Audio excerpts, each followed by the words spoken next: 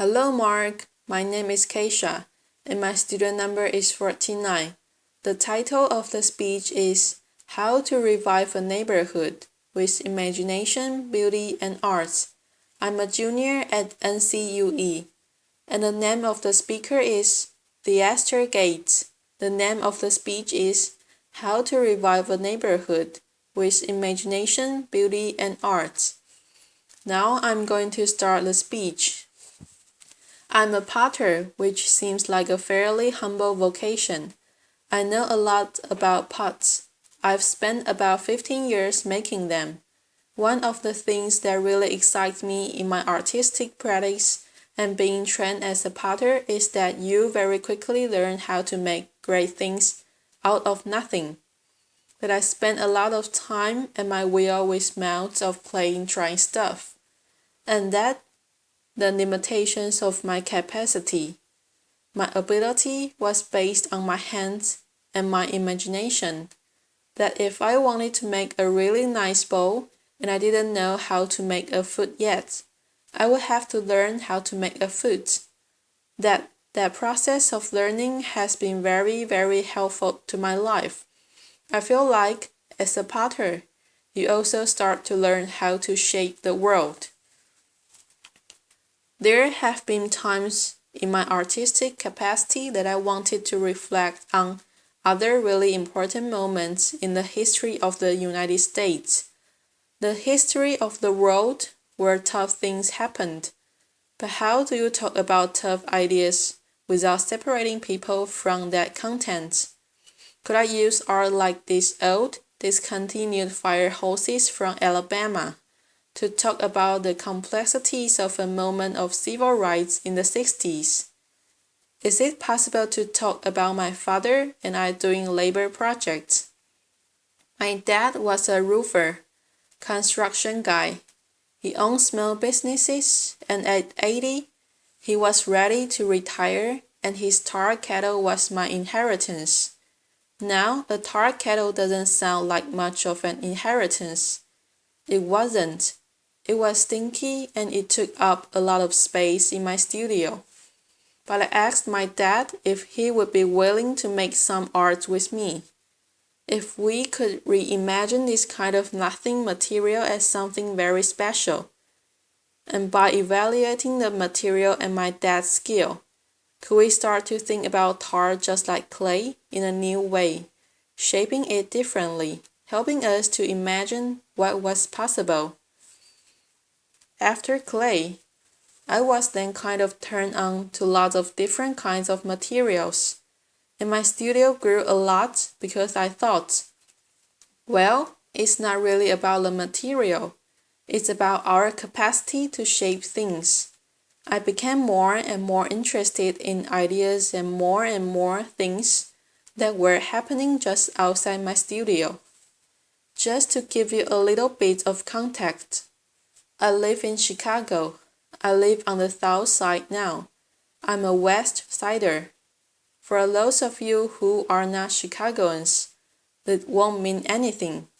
But if I didn't mention that I was a west sider, there would be a lot of people in the city that would be very upset. The neighborhood that I live in is Grand Crossing. It's a neighborhood that has seen better days. It is not a gated community by far. There is lots of abandonment in my neighborhood. And while I was kind of busy making pots and busy making art and having a good art career, there was all of this stuff that was happening just outside my studio. All of us know about failing housing markets and the challenges of flight. And I feel like we talk about it with some of our cities more than others. But I think a lot of our United States cities and beyond have the challenge of flight, abandoned buildings that people no longer know what to do anything with. And so I thought, is there a way that I could start to think about these buildings as an extension or an expansion of my artistic practice? And that if I were thinking along with other creatives, architects, engineers, real estate finance people, that us together might be able to kind of think in more complicated ways about the reshaping of cities. And so I bought a building. The building was really affordable. We tricked it out. We made it as beautiful as we could to try to just get some activity happening on my block. Once I bought the building for about $18,000. I didn't have any money left. So I started sweeping the building as a kind of performance. This is performance art, and people would come over and I would start sweeping. Because the broom was free and sweeping was free, it worked out. Laughter. But we would use the building then to stage exhibitions, small dinners, and we found that building on my block, Dorchester. We now refer to the block as Dorchester Project. That in a way that building became a kind of gathering site for a lot of different kinds of activity. We turned the building into what we call now the archive house. The archive house would do all of these amazing things. Very significant people in the city and beyond would find themselves in the middle of the hood, and that's when I felt like maybe there was a relationship between my history with clay and this new thing that was starting to develop, that we were slowly starting to reshape how people imagine the south side of the city. One house turned into a few houses, and we always try to suggest that not only is creating a beautiful vessel important, but the content of what happens in those buildings is also very important. So we were not only thinking about development, but we were thinking about the program, thinking about the kind of connections that could happen between one house and another, between one neighbor and another. This building became what we call the listening house, and it has a collection of discarded books from the Johnson Publishing Corporation and other books from an old bookstore that was going out of business. I was actually just wanting to activate these buildings as much as I could with whatever and whoever would join me. In Chicago, there's amazing building stuck.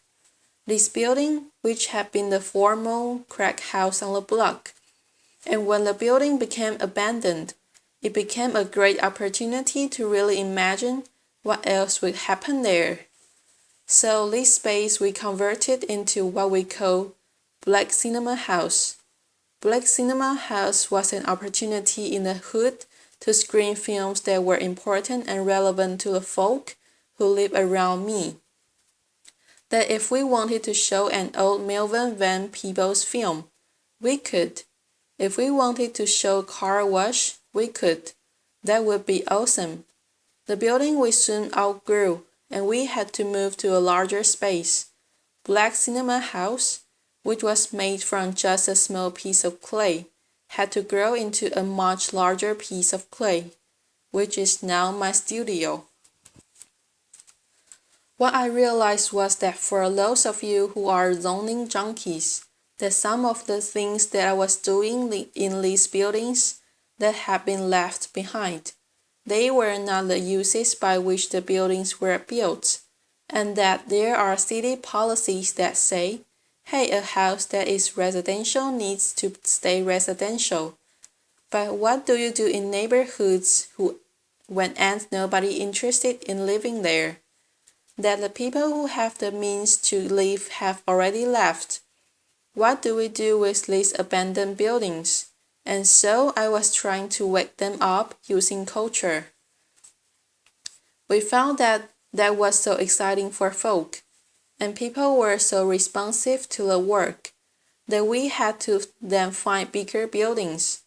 By the time we found bigger buildings, there was, in part, the resources necessary to think about those things.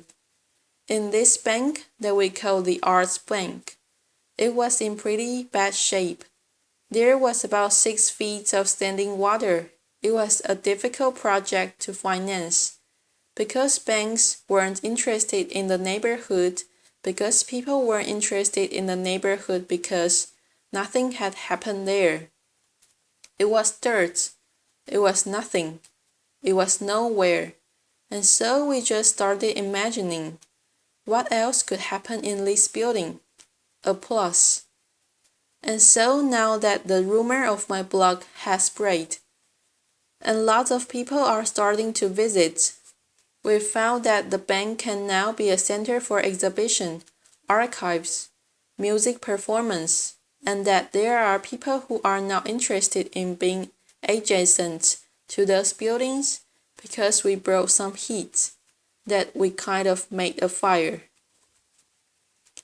One of the archives that we will have there is this Johnson Publishing Corporation. We've also started to collect memorabilia from American history, from people who live or have lived in that neighborhood. Some of these images are degraded images of Black people, kind of histories of very challenging content, and where better than a neighborhood with young people who are constantly asking themselves about their identity to talk about some of the complexities of race and class. In some ways, the bank represents a hub that we are trying to create a pretty hardcore node of cultural activity, and that if we could start to make multiple hubs and connect some cool green stuff around there, that the buildings that we've purchased and rehabbed,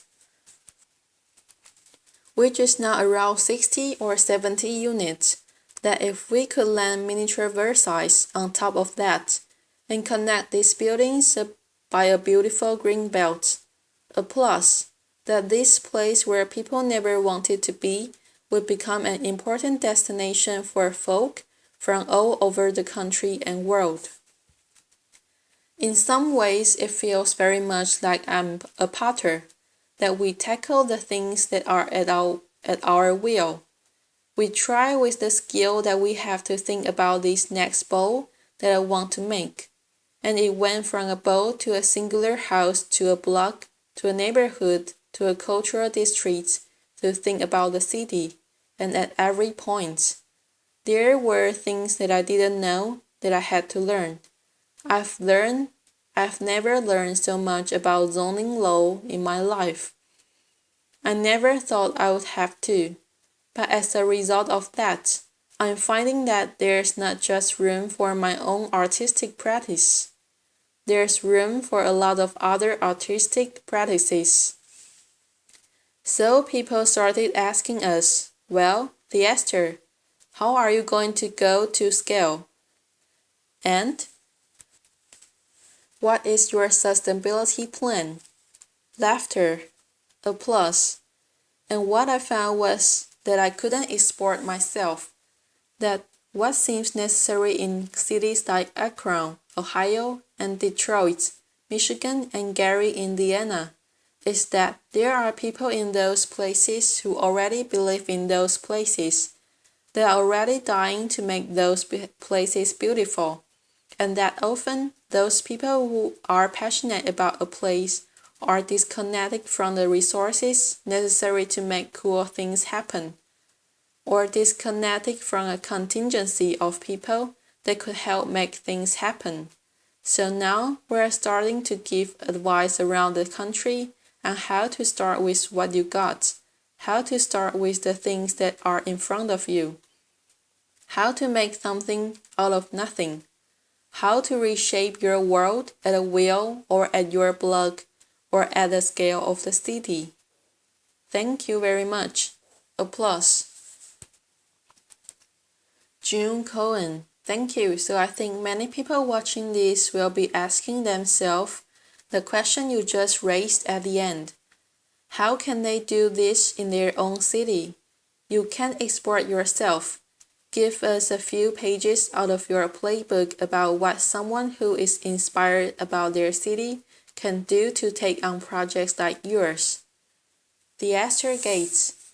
One of the things I've found that's really important is giving thought, not just the kind of individual project, like an old house. But what's the relationship between an old house, a local school, a small bodega, and is there some kind of synergy between those things? Can you get those folk talking?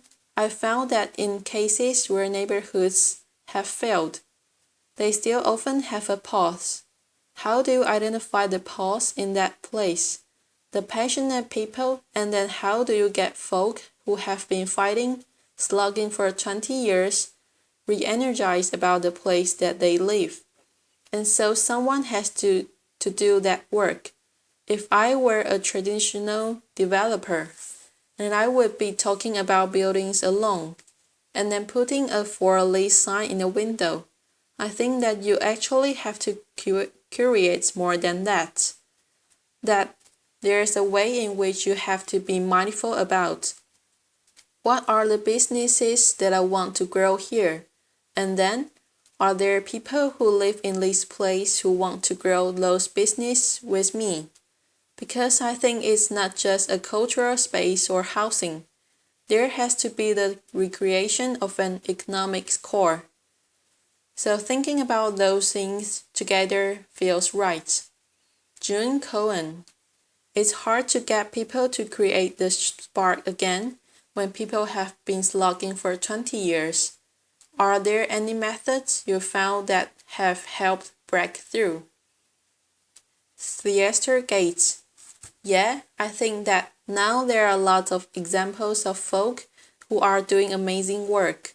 But those methods are sometimes like when the media is constantly saying that only violent things happen in a place, then based on your skill set and the particular context, what are the things that you can do in your neighborhood to kind of fight some of that? So I found that if you are a theater person, you have outdoor street theater festivals. In some cases, we don't have the resources in certain neighborhoods to do things that are a certain kind of splashy.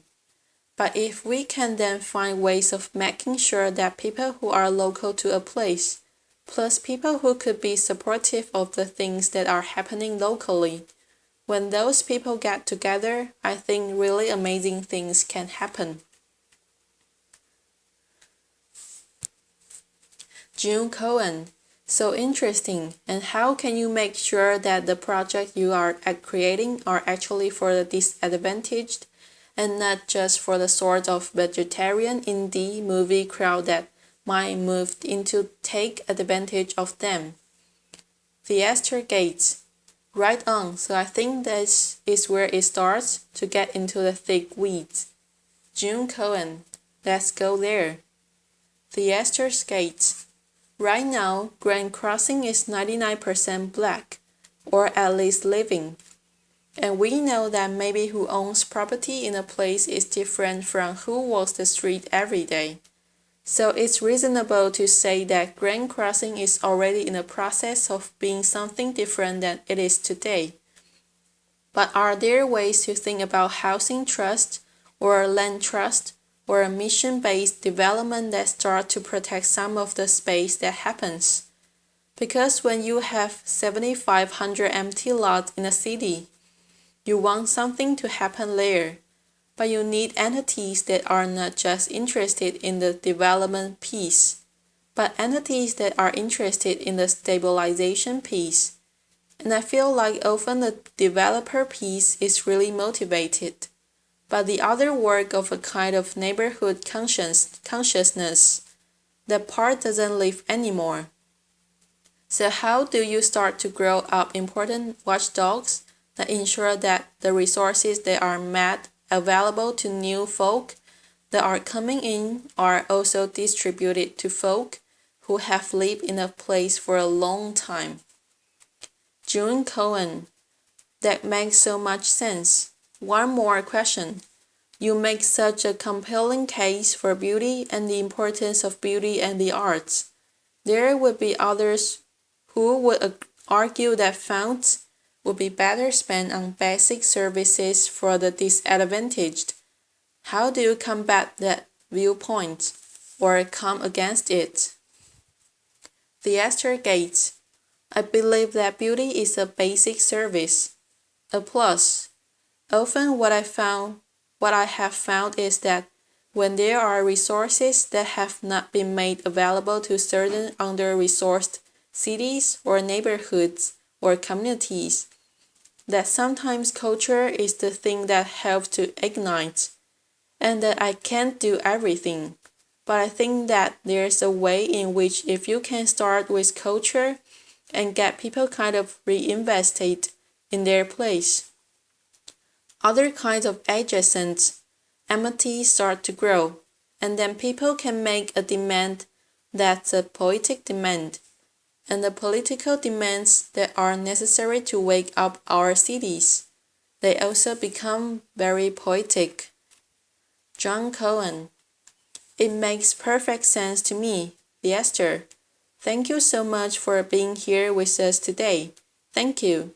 Theaster Gates. Applause. This is the end of the speech. Goodbye, Mark.